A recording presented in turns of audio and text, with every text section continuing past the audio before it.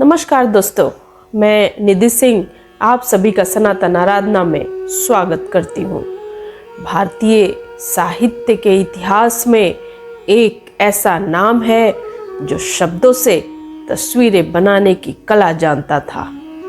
वह और कोई नहीं, महाकवि कालिदास है। उनकी लेखनी से निकला हुआ महाकाव्य है कुमार संभवम।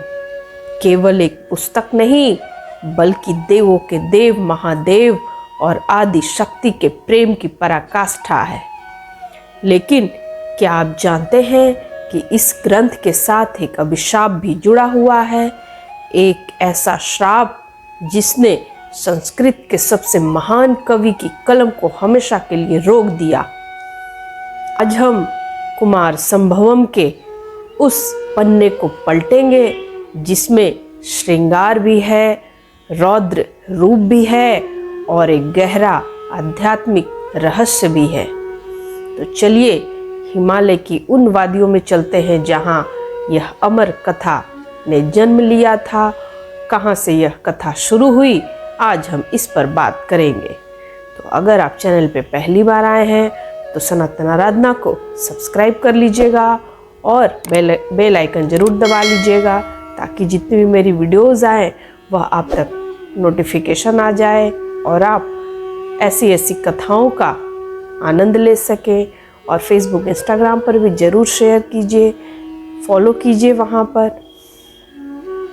तो चलिए वीडियो शुरू करते हैं। यह उस समय की बात है जब ब्रह्मांड पर अधर्म का अंधकार छा गया था। तारकासुर नाम के असुर ने ब्रह्मा जी को प्रसन्न करके एक ऐसी शर्त रख दी थी जो नामुमकिन लगती थी। उसने वरदान मांगा कि उसकी मृत्यु केवल शिव के पुत्र के हाथों से ही होगी। तारकासुर जानता था कि सती के आत्मदाह के बाद महादेव संसार से विरक्त हो चुके हैं। वे शमशान की भस्म लपेटे अपनी आंखें बंद किए हुए अनंत काल के लिए समाधि में लीन हो गए थे। देवताओं के राजा इंद्र बहुत ही चिंतित थे, क्योंकि अगर शिव विवाह नहीं करेंगे तो पुत्र नहीं होगा, और अगर पुत्र नहीं होगा तो तारकासुर का अंत नहीं होगा। स्वर्ग के देवता स्वर्ग से निकाल दिए गए थे और चारों ओर त्राही त्राही मचा हुआ था। चारों ओर त्राहिमाम मच गया। जब देवता स्वर्ग से कहीं और चले जाएं तो और उम्मीद भी क्या कर सकते हैं।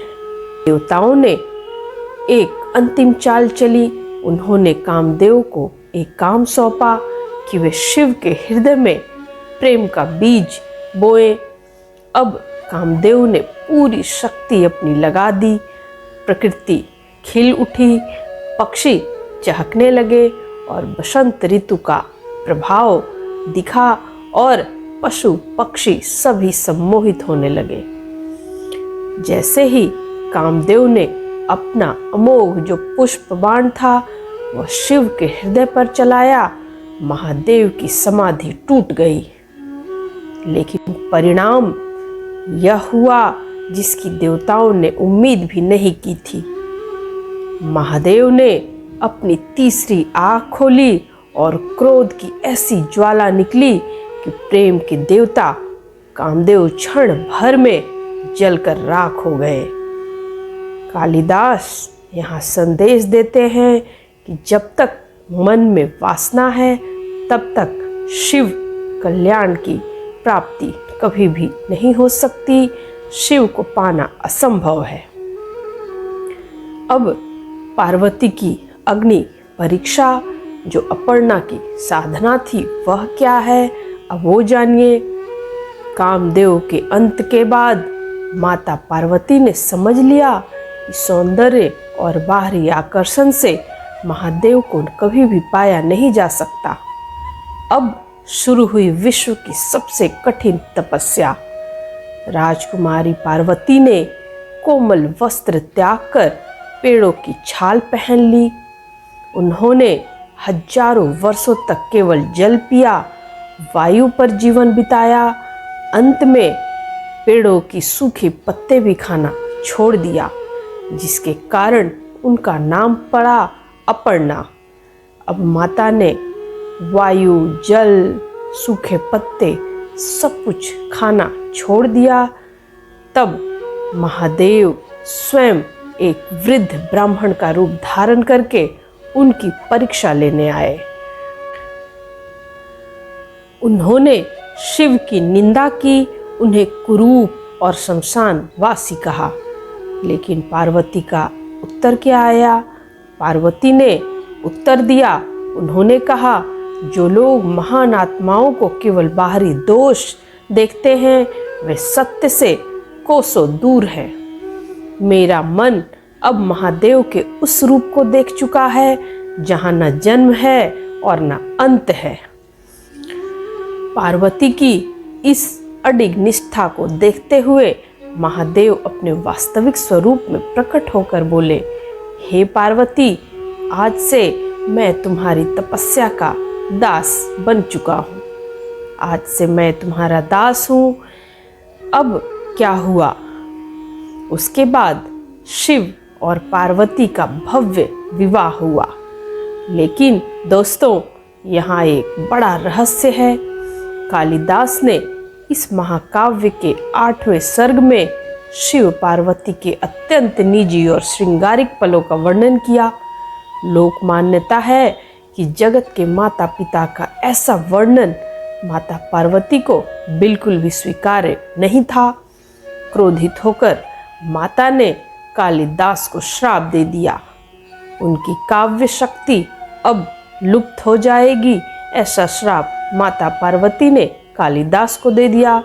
यही कारण है कि कुमार संभवम के शुरुआती जो हिस्से हैं जितने सुंदर और विस्तृत हैं, बाद के हिस्से उतने ही फीके लगते हैं।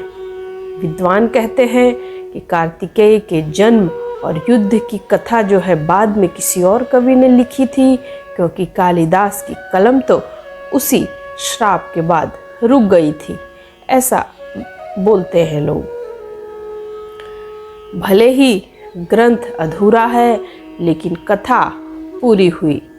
शिव और शक्ति के मिलन से कुमार कार्तिकेय का जन्म हुआ। उन्हें देवताओं का सेनापति बनाया गया।